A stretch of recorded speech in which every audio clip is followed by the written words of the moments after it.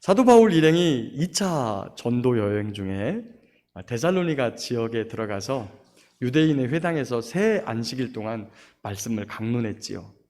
그 말씀을 듣고 적지 않은 성도들이 회심하고 예수님을 믿고 받아들였습니다. 그런데 유대인 중에 일어난 박해 때문에 데살로니가에 머물지 못하고 피해서 다른 지역으로 이동해야만 했습니다. 사도 바울 일행이 박해를 받고 데살로니가를 떠났음에도 불구하고 그들을 통해서 예수님을 믿게 된 데살로니가인들은 예수님을 포기하지 않았어요. 그들의 동족과 유대인들 또는 이방인들을 통해서 오는 박해와 환난을 온몸으로 받아내면서 예수님을 잘 믿고 있었습니다. 너무나 안타까운 나머지 사도 바울이 아덴에서 디모데를 보내 그들에게 하나님의 말씀을 가르치고 또 그들에게 권면하도록 돌려보냈었지요. 그리고 아덴을 거쳐서 고린도에 와가지고 1년 6개월 정도를 머무는 동안에 데살로니가에 갔던 이 디모데가 데살로니가 교회의 좋은 소식을 가지고 믿음을 잘 지키고 있고 사랑의 수고를 그치지 않고 소망의 인내를 통해서 하나님 나라를 바라보고 있다는 그들의 소식을 전해 주었습니다. 그리고 또한 그들이 세상을 살면서 가지고 있는 문제들, 성적인 문제, 또 영적인 문제들을 돕기 위해서 데살로니가 전서 편지를 써서 누군가에게 보내주었지요. 아마도 그게 실로아노가 아니었을까라고 제가 지난주에 말씀을 드렸습니다. 그렇게 심한 박해와 환난을 견디고 있던 성도들을 위로하고 힘을 주려고 하다 보니까 사도 바울이 데살로니가 전서에서 강조했던 것은 예수님의 재림이었습니다. 다시 오실 주님, 그래서 우리를 이 땅의 환난과 고난 그리고 핍박과 박해에서 건지실 그 주님을 기다리면서 살아가는 것이 얼마나 큰 힘이 되었을까. 그래서 그 주님 오실 때 부끄럽지 않도록 신앙을 잘 지키고 있어야 된다. 이렇게 그들에게 편지를 썼고 그 편지를 받은 데살로니가 교회 성도들은 점점 더 거세지는 박해를 잘 견디어내면서 예수님을 기다리며 그렇게 믿음을 지킬 수 있었습니다. 그런데 일부의 성도들이 그 편지를 받았음에도 불구하고 예수님이 벌써 재림을 하신 게 아닌가. 그때 데살로니가 편지를 쓸 때가 예수님이 승천하시고 나서 한 20년 후쯤 쓰여졌다고 그랬어요. 예수님께서 33살쯤의 나이로 주후 30년경에 승천을 하십니다. 그리고 그로부터 한 20년, 주후 50년에서 51년경에 이 데살로니가 전서가 써여졌거든요. 그러니까 벌써 이미 재림하셨는데 우리만 모르고 있는 거 아니냐, 이런 생각을 가진 분도 있었고, 어떤 성도들은 예수님께서 곧 오신다 그랬으니까 우리 세상 일 그만하자. 돈 버는 일, 밥 먹는 일, 이런 거 중요하지 않다. 그런 것보다 주님 맞을 준비하는 것이 훨씬 더 중요하다. 이렇게 생각하고 일상적인 삶을 포기하고 말았습니다. 그래서 재림하실 주님을 맞이할 준비를 해야 한다고 하면서 일도 하지 않고 일상적인 삶을 포기하는 성도들이 다른 성도들을 좀 불편하게 하는 그러한 일이 생겼어요. 그래서 데살로니가 있을 때 했던 이야기들을 다시 한번 반복하기도 하고 그때 미처 못했던 이야기, 중요한 이야기를 이 데살로니가 후서에 써가지고 그들에게 예수님이 언제 오시는지 또 이 세상 끝 종말에 관해서는 종말 때에는 무슨 일이 있는지에 대해서 그들에게 알려주려고 이 데살로니가 후서를 썼습니다. 그래서 데살로니가 후서의 주제는 종말이에요, 종말. 그런데 데살로니가 교회 성도들이 당시에 종말에 대해서 좀 혼선을 빚었던 것처럼 이 시대의 성도들도 역시 종말에 대한 잘못된 이해로 많은 혼란을 겪고 있어요. 성경에서 주로 종말에 대해서 다루고 있는 가르침을 갖고 있는 그런 성경은 가장 많은 부분은 요한계시록이죠.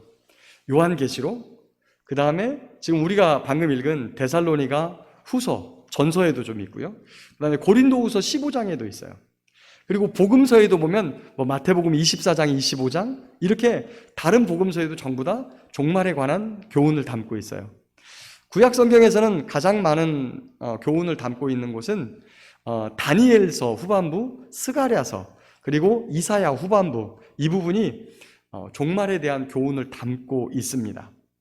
그런데 전부 다 우리 성도님들 같은 경우는 학교를 나오지 않았어도 글자를 조금 읽어요.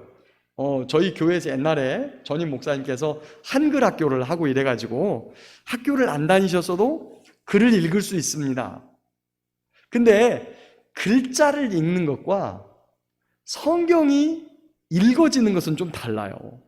이게 무슨 얘기냐면 성경을 읽을 때는 글자를 읽는 게 아니라 거기에 담긴 뜻이 무엇인지를 알아야 되는데, 글자는 읽을 수 있는데 이게 도대체 무슨 뜻인 줄을 모르고 읽는 경우가 많다는 거예요. 특별히 종말을 다루고 있는 부분에서. 그것은 무엇 때문이냐면 교회에서 잘 가르치지 않기 때문이에요. 그러면 교회가 전통적으로 종말에 대해서 안 가르쳤냐? 아니에요. 잘 가르쳐 오다가 저희 나라에 70년대쯤부터 이단이 극성을 부리기 시작하는데, 이단들이 나오기만 하면 종말의 문제를 가지고 나오는 거예요.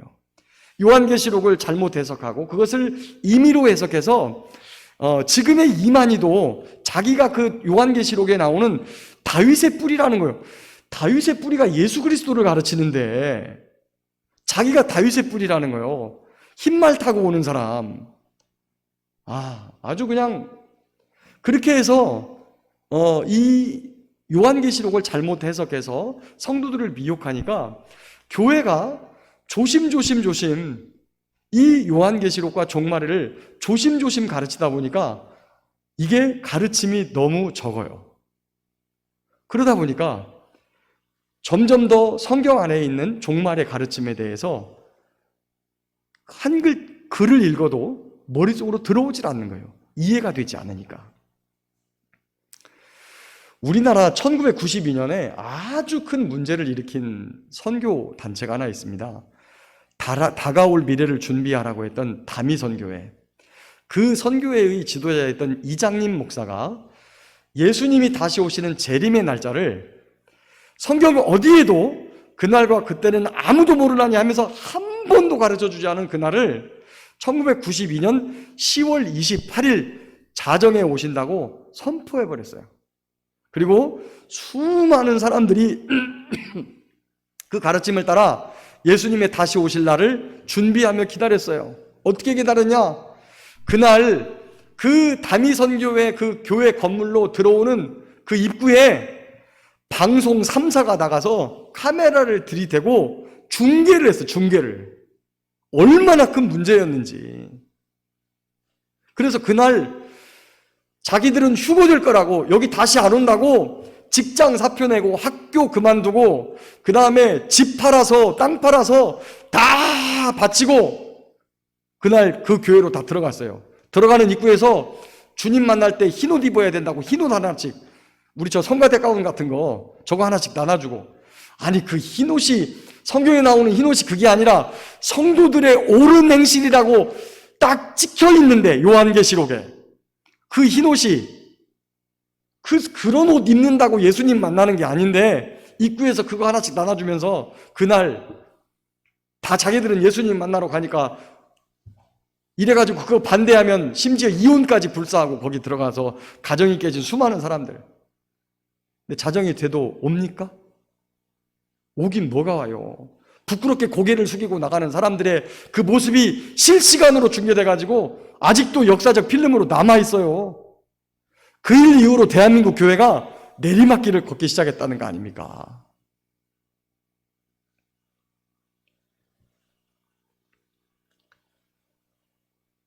이단들이 출현하고 그래서 예수님이 재림한다고 하는 이 문제를 가지고 많은 사람들을 미혹해서 매우 위태위태한 대한민국 교회가 되고 말았다는 거죠.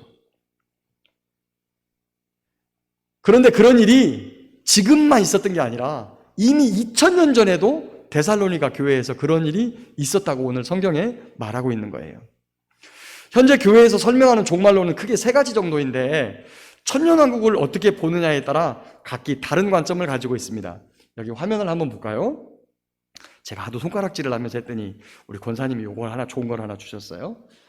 자, 여기 여러분 붉은색으로 좌측에서 우측부터까지 쭉 돼 있는 이 화살표는 역사적 시간표입니다.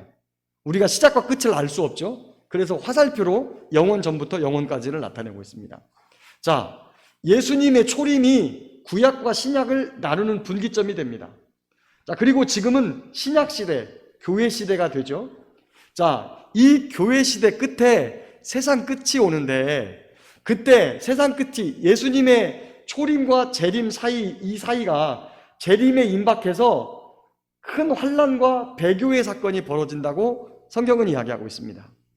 그리고 이 대환난과 배교를 주관하는 자가 오늘 데살로니가서에 보니까 멸망의 아들, 불법한 자 이렇게 표현이 되어 있어요. 제가 적그리스도라고 가르쳤던 그 사람이 이 마지막에 나타나서 성도들을 심한 환난으로 몰아붙입니다. 그러나 이때 끝까지 믿음을 지킨 사람들, 자, 많은 사람들이 순교해서 죽고 그 다음에 이 땅에 끝까지 믿음을 지키고 남아있는 소수의 사람들이 예수님 재림 직전에 공중에서 나팔 불 때, 우리가 찬송가 보면 나팔 불 때 나의 이름, 나팔 불 때 나의 이름, 나팔 불 때 나의 이름, 부를 때에 잔치 참여하겠네. 그래서 빰빠밤 부르면 지상에 살던 성도들이 공중으로 들림받아서 공중에서 예수님과 혼인잔치를 하고 이 땅에 내려와요. 그때, 그리고 나서 이제 예수님의 재림이 이루어지는 거예요. 이때 1차적인 의인의 부활이 이루어지고, 그리고 성도들, 남아있는 성도들이 휴거하게 됩니다. 성도들이 들림받는다라고 하는 것을 휴거라 이렇게 표현을 해요. 자, 그리고 예수님이 오신 다음에 이 땅에는 천년왕국이 이루어지고요. 그 다음에 천년왕국이 끝나갈 무렵에 다시 또 한 번의 배교와 그리고 하나님의 심판이 임하면서 모든 사람이 부활하는 2차 부활이 이루어집니다. 그래서 모든 사람을 흰 보좌, 하나님의 보좌 앞에 다 세워놓고 심판을 하게 되죠. 믿는 자는 생명의 책으로 구원을 받고 믿지 않는 자는 행위의 책으로 심판을 받게 됩니다. 그리고 영원한 천국, 영원한 지옥으로 나뉘게 되죠. 자, 이렇게 예수님의 천년왕국 전에 예수님의 재림이 이루어진다. 전천년설, 천년왕국 전에 예수님이 재림한다. 이런 것을 전천년설이다 이렇게 말을 해요. 제가 이것을 가장 먼저 설명한 이유는 그래도 이게 성경에서 말하는 가장 가까운 모델이에요. 자, 두 번째 모델은 후천년설이에요. 이것은 천년왕국 후에 재림한다. 여기 보시면 자, 아까 똑같아요. 이거는 시간표, 역사적 시간표, 예수님의 초림, 구약과 신약 시대를 나누는 예수님의 초림.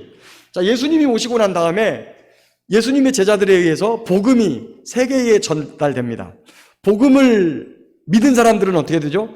저와 여러분들이 복음을 받고 예수님을 믿게 되면 악한 대로 살아요? 아니면 제대로 잘 삽니까? 대답을 안 하시네. 제대로 잘 사는 것도 아니고 악한 대로 사는 건 아닌데 제대로 잘 살지는 못하니까. 자, 그런데 후천년을 믿는 사람들이 어떻게 보냐면 복음 운동을 통해서 악이 감소하고 선이 증대해서 세계 복음화가 이루어져서 이 지상에 있는 모든 사람들이 예수님을 믿으면서 이 땅에 지상 천국이 이루어진다. 이것을 지상 천년왕국이라 그래요. 근데 여러분 생각해 보세요. 그리고 지상 천년왕국 다음에 여기 이 사이에 박해가 오고 그 다음에 예수님의 재림과 동시에 의인과 악인의 모든 사람들의 부활이 이루어지고 이 앞에서 심판을 받고 새하늘과 새 땅이 열린다. 이렇게 보는 것이 후천년설이에요. 근데 여러분 생각해 보세요. 지금 시간이 지나면 지날수록 악이 번성합니까? 감소합니까? 악이 감소해요? 예수님 믿는 사람들이 많아지니까 악이 감소하죠? 그런 것 같아요? 그런 것 같아요? 안 그런 것 같아요? 반대 같죠, 오히려. 예수님 믿는 사람들이 숫자는 많아지는 것 같은데 세상은 악으로 점점 더 달려가는 것 같아요. 그래서 교회에서 이 후천년설은 도태됐어요. 근데 유일하게 이 후천년설을 아주 강하게 주장하는 사람들이 있으니 책에다가 천년왕국의 모습, 독사가 어린아이가 독사굴에 손 놓고 장난치고 사자와 어린 양이 함께 풀 뜯어먹는 그림을 그려놓고 나누어주는 사람들이 있어요. 이름하여 파수대. 누구죠? 여호와의 증인들. 그렇죠. 왕국회관에 다니는 여호와의 증인들이 바로 이 후천년설의 모델을 믿어요. 근데 이 후천년설의 모델을 믿는 사람들이 어떻게 했느냐? 자, 이 후천년설대로 하면 이 지상에 모든 사람들이 다 예수님을 믿어야 돼요. 그 다음에 재림이 되거든요. 근데 여호와의 증인들을 만든 그 지도자가 이미 3번이나 예수님의 재림 시기를 예언했다가 불발됐어요. 그러니까 자기네들의 주장이 자기네들의 믿는 것과 다른 건데 그게 무슨 차이가 있는지도 모르고 그걸 믿고 지금도 그 가르침이 옳다라고 말하는 사람들이 그분들이에요. 자, 마지막으로 무천년설입니다. 자, 다음. 자, 이 무천년설은 천년왕국이라는 것이 실제가 아니라 영적인 의미가 있는 것이다. 그럼 그 영적인 의미의 천년왕국은 뭐냐? 자, 여기 보시면, 자, 구약시대와 신약시대를 초림이 가르는데 여기까지 똑같아요. 지금의 신약시대 이 교회 시대가 영적인 천년왕국의 기간이라. 이렇게 말해놓고, 여기서 걸리는 거 한 가지가 있어요. 성경에서 요한계시록에서 보면, 첫째 부활과 둘째 부활을 엄격하게 분리해놨어요. 근데 이 첫째 부활을 우리 성도들의 영생이 바로 그 첫째 부활이다 이렇게 설명을 하는 거예요. 성경에서요, 부활의 개념과 중생의 개념이 전혀 달라요. 물론 거듭난 사람은 나중에 부활합니다. 하지만 우리가 사도신경에 고백하고 있듯이 예수님을 믿어서 거듭나는 거 이게 중생인데 뒤에 부활에 대해서 별도의 신앙 고백을 해요. 전혀 달라요. 그리고 무천년설이 가지고 있는 약점이 하나가 있어요. 현재 저와 여러분이 이 땅에서 예수님을 섬기는데 성경을 해석함에 있어서 성경은 성경 안에서 성경대로 해석을 한다. 그래서 이 밖을 벗어나서 자기 임의로 짝을 맞추는 행위, 이것을 유비라고 하거든요. 유비. 예수님이 비유로 베풀었듯이 성경도 비유로 되어 있어서 그거를 풀어내야 된다는 거예요. 개혁주의가 추구하는 것 중에 하나가 이 유비를 특히 조심해요. 왜 그러냐면 유비로 가다 보면 자기 개인의 의견이 너무 많이 들어가요. 그런데 저도 신대원에서 무천년설이 우리가 가지고 있는 종말론으로 배웠어요. 그래서 요한계시록에 대해서도 교육을 듣고 강의를 듣고 배우고 이렇게 했는데 가르치는 신학자마다 가르치는 목사님마다 이 기본 틀만 같아요. 이 기본 틀만 같고 성경에 나오는 세부적인 내용의 해석은 다 다르신 거예요. 10명이면 10명이 다 달라요. 그러고 보니까 제가 실전에 나와가지고 실제 목회를 하다가 여러분께 요한계시록을 가르치려고 보니까 그때 뭘 배웠는지 기억도 안 나고요. 그분이 뭐라고 했는지에 대해서도 책을 찾아봐도 안 나와요. 왜 그러냐면 이 책 다르고 저 책 다르고 저 책 다르고 그 다음 책 다르고 모든 책이 다 달라요. 기본 틀만 같아. 그래서 어떻게 했느냐? 제가 다시 전천년설로 돌아갔어요. 사실은 우리나라 이 교회도 40-50년 전만 해도 대한민국 교회가 이 전천년설이 성경의 가르침이라고 믿고 있었어요. 그런데 지금 무천년으로 돌아온 이때 신앙들이 종말 신앙이 너무 약해진 거예요. 무천년설을 주장하는 사람들도 이것에 대해서 인정을 해요.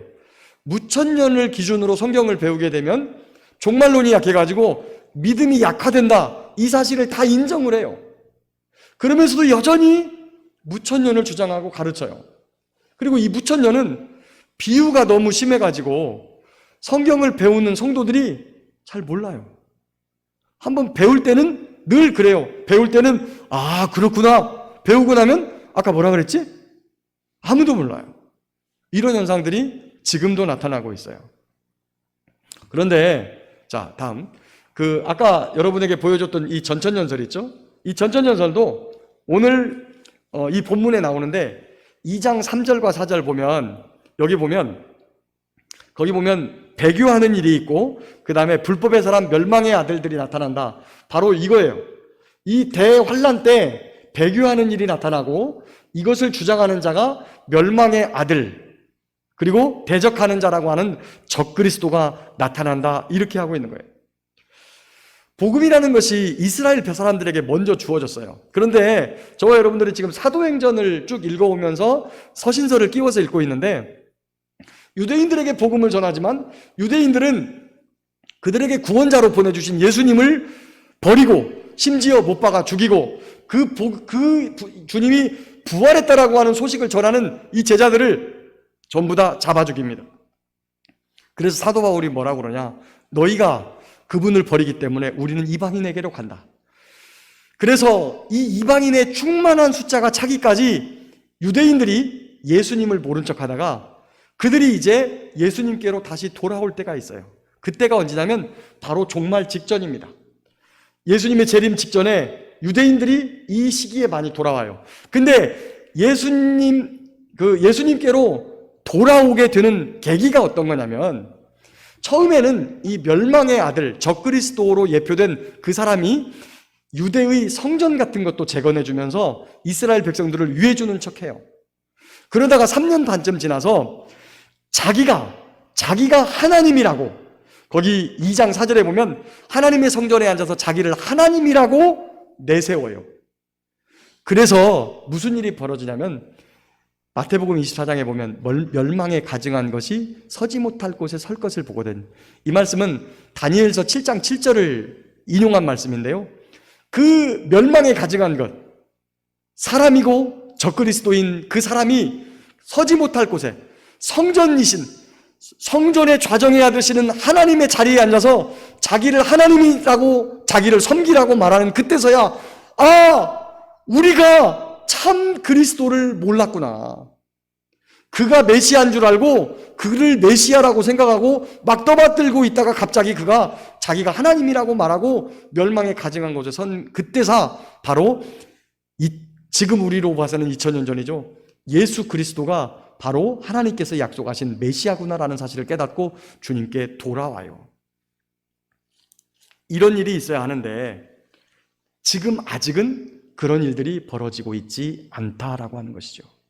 자, 그런데 마지막 때가 되면 사탄이 활동을 하고 그리고 그 사탄이 내세우는 사람에게 사람들이 순종하게 되고 부복하게 되고 그 다음에 복종하게 되는 결과가 나타나는데 지금 이 시대에 저와 여러분들이 유의해야 되는 사항이 하나가 있어요. 저희 교회에서는 제가 몇 번 설교를 했는데 WCC라고 세계 기독교 협의회가 있습니다. 근데 그 세계 기독교 협의회에서 뭘 하느냐? 거기에 교회들만 모인 게 아니라 불교, 천주교, 원불교, 심지어 귀신 들린 무당까지 거기 있어요. 그래서 한쪽에서는 개회 예배를 드리고 한쪽에서는 굿거리를 하고 귀신 들린 자가 초혼제를 하는 이러한 일들이 벌어지고 있단 말이에요. 결국에 그들이 종교를 통합해서 모든 종교적 힘으로 그 적그리스도에게 굴복하게 만들고 복종하게 만드는 것일 것이다라고 성경과 합해서 이렇게 저희가 이야기를 합니다. 그러나 적그리스도가 활동을 해도 그를 대적할 힘과 능력이 없어요. 그런데 그를 제지할 유일한 분이 누구냐? 바로 그리스도 예수님이십니다. 예수님께서 오실 때에야 적그리스도가 패하고 그리고 주님의 승리가 일어나는 것이죠. 그렇다면 예수님의 재림이 언제일지 모르는 이 상황을 보면 우리가 어떻게 살아야 되는가? 예수님이 언제 올지 모르는 이 상황에서 우리는 그냥 마음 푹 놓고 살아도 되는가? 아까도 얘기했지만 아직 그날이 이른 것 같진 않은데 어떻게 살아야 되는지 오늘 데살로니가 후서에서는 3가지 정도를 성도들에게 권면합니다. 간단하게 제가 짧게 설명할 테니까 따라서 하십시오. 첫 번째, 따라합니다. 믿음으로 기다려야 합니다. 믿음으로 기다려야 합니다. 여러분 믿을 때에 여러분 안에 믿음의 역사가 일어났습니까? 왜 아멘을 안 하세요? 여러분 안에 믿음의 역사가 일어났습니까? 예수님을 믿게 되면 하나님이 싫어하는 것을 버려요. 그래서 데살로니가 교회 성도들처럼 우상을 버리고 우리나라 조선시대의 그리스도교가 와가지고 조상을 숭배하고 있던 그때에 맞아가면서 죽어가면서 조상 숭배를 끊고 그리고 제사를 폐했던 우리 믿음의 선조들이 있습니다. 그 덕에 저와 여러분들이 편안하게 그나마 예수님을 믿는 거예요. 그런데 많은 사람들이 나를 구원해준다, 내 기도를 들어주신다, 나와 함께 하신다, 이런 말씀에 대해서는 믿음으로 아멘하는데 예수님께서 오신다, 예수님께서 오시기 전에 큰 박해와 환난이 있다, 너희가 그것을 끝까지 견디고 예수님에게서 돌아서지 않아야 구원을 얻는다, 이 말에는 아멘이 잘 안 돼요. 왜 그러냐면 핍박받아야 된다, 박해받아야 된다, 이런 얘기를 하니까. 믿음이라고 하는 것은 끝까지 믿는 거예요. 말씀을 끝까지 따라가는 게 믿음이에요.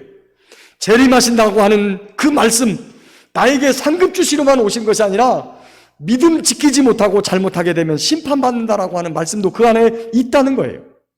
말세가 되면 불법이 성해져서 사랑이 식어져서 믿음을 지키기가 매우 어려워요.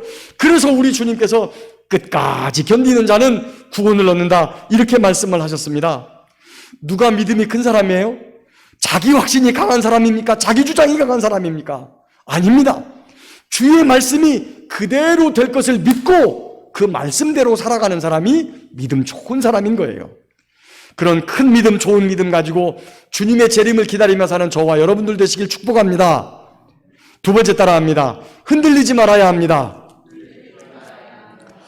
어쩌면 데살로니가 후서의 가장 큰 주제가 흔들리고 있는 데살로니가 교회 성도들을 붙잡아주기 위한 거예요. 2장 2절에 보니까 영으로나 말로나 또는 우리에게서 받았다는 편지로나 주의 날이 이뤘다고 해서 쉽게 마음이 흔들리거나 두려워하거나 하지 말아야 한다, 이렇게 하고 있어요. 여러분, 주의 재림을 생각하면 여러분들은 어떤 마음이 듭니까? 막 두렵습니까? 막 나팔 불고 오시면서 입에서는 막 말씀의 검이 나와가지고 말씀을 따르지 않던 모든 사람들을 막 죽이고 진멸하는 그 예수님, 심판하시는 예수님 생각하시면 두려워요? 아니면 그분이 오니까 그분이 오면 나 뭐 해야지? 막 안절부절합니까? 믿음이 흔들리는 사람들, 두려운 사람들의 공통적인 특징 중 하나는 임박한 종말론이에요. 주님께서 재림한다는 생각 때문에 두려움을 가지게 돼서 일상적인 삶을 포기하고 만다는 거예요. 그런데 이것은 주님이 다시 오시는 믿음의 확신 때문이 아니라 그분이 오실 때 행하실 심판에 대한 두려움으로 믿음이 흔들리고 있다는 것을 반증하는 거라는 거예요. 그래서 뭐 합니까?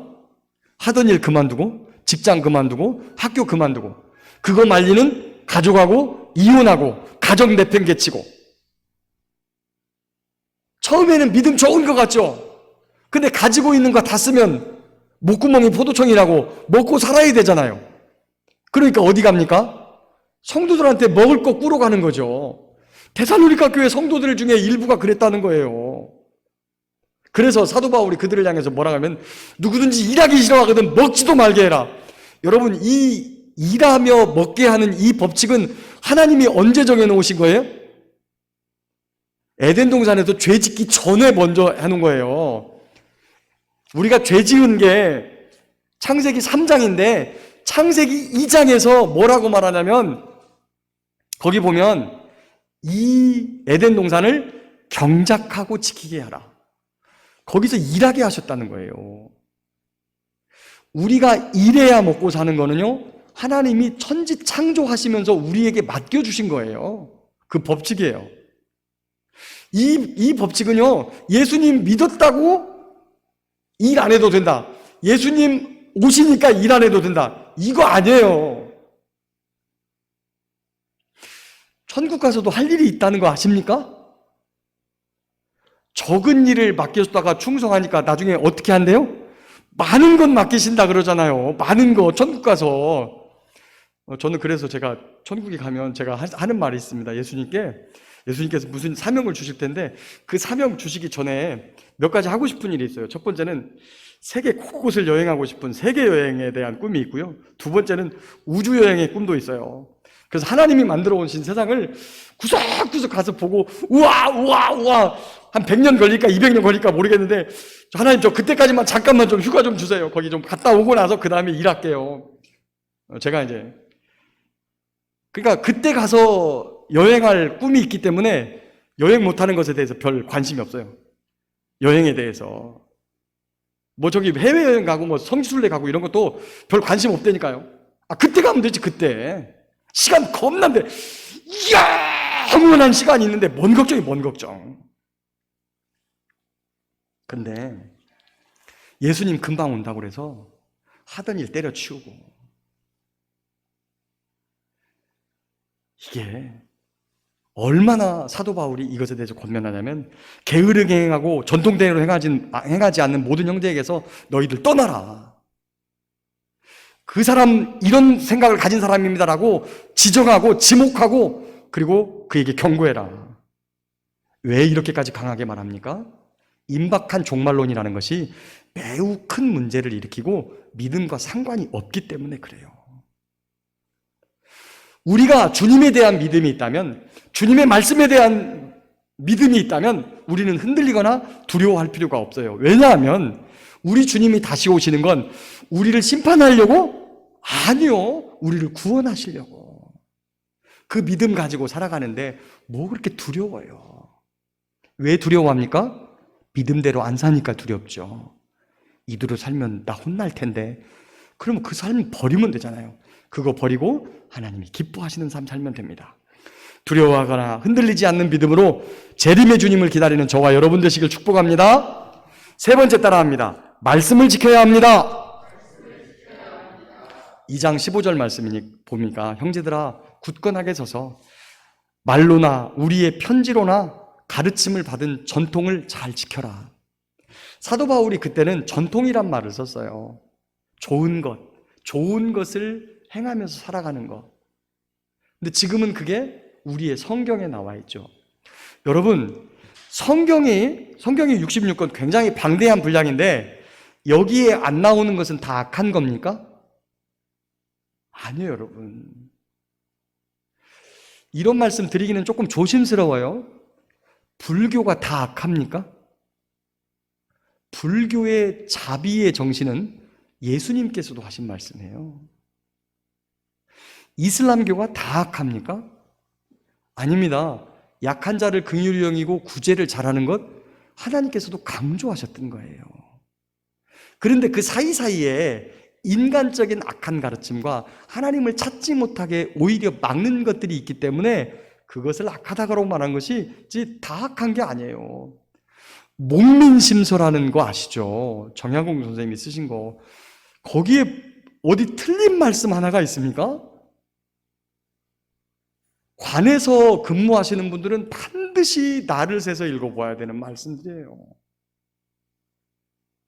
그리고 또한 저처럼 교회를 맡아서 하나님께서 보내주신 양들을 잘 관리하는 사람으로서는 꼭 읽어봐야 되는 말씀들이 그 안에 가득가득해요. 하나님이 만들어 오신 모든 게 다 선해요. 그래서 우리도 역시 하나님의 말씀을 기준으로 좋은 가르침과 전통들을 교회에 만들어야 되고 그것을 잘 지켜나가야 합니다. 하나님의 말씀은 우리를 죄로부터 건져주시고 악한 마귀와 사탄으로부터 우리를 보호해 주시는 매우 소중한 말씀이에요. 심지어 오늘 3장 15절 보니까 그렇게 게으르고 흔들리면서 엉뚱한 일 하는 형제들을 원수와 같이 생각하지 말고 형제같이 권면하라. 이런 말씀까지 하셨어요. 여러분, 지식이 우선합니까? 사랑이 우선합니까? 사랑이 우선이죠. 내가 교회에 봉사 많이 하는 게 우선입니까? 형제 사랑이 우선입니까? 형제 사랑이 우선이에요. 내가 예배당에 잘 출석하는 게 우선입니까? 형제 사랑이 우선입니까? 형제 사랑이 우선이에요. 내가 아무리 성경을 많이 알고 봉사를 많이 하고 교회에 빠지지 않고 예배를 나와도 형제 사랑하는 것이 우선이라는 거예요. 성경은 저와 여러분에게 그렇게 가르치고 있습니다. 말씀을 맺겠습니다. 사랑하는 성도 여러분, 저와 여러분은 예수님의 재림을 기다리며 사는 성도들이에요. 예수님의 재림은 온 지구 사람들이 함께 맞는 개인적인 역사적인 종말이를 말하는 거죠. 그때가 언제일까요? 아무도 몰라요. 성경이 그것을 말씀하고 있지 않고 그 시기와 때는 우리가 알 바 아니라고 예수님이 강조하셨어요. 그러니까 시기와 때에 대해선 아무 관심 기울이지 말고 누구든지 언제 온다, 날짜를 찍는다, 그러면 그 사람에게서 무조건 뒤돌아서야 돼요, 저희들은. 그게 김상진이 아니라 김상진 할아버지가 와도 날짜를 찍으면 그 사람에게서 돌아서야 돼요. 그건 아니니까.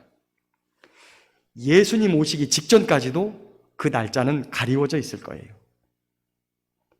그렇지만 저와 여러분은 그 주님이 반드시 오신다고 하는 그 주님이 오셔서 주님을 기다리는 자에게는 상급 주시고 주님을 믿지 않는 자들에게는 심판하신다는 그 말씀을 믿고 누가 무슨 말을 해도 흔들리지 않고 두려워하지 말고 오직 말씀의 가르침을 따라 사랑하며 살아야 합니다.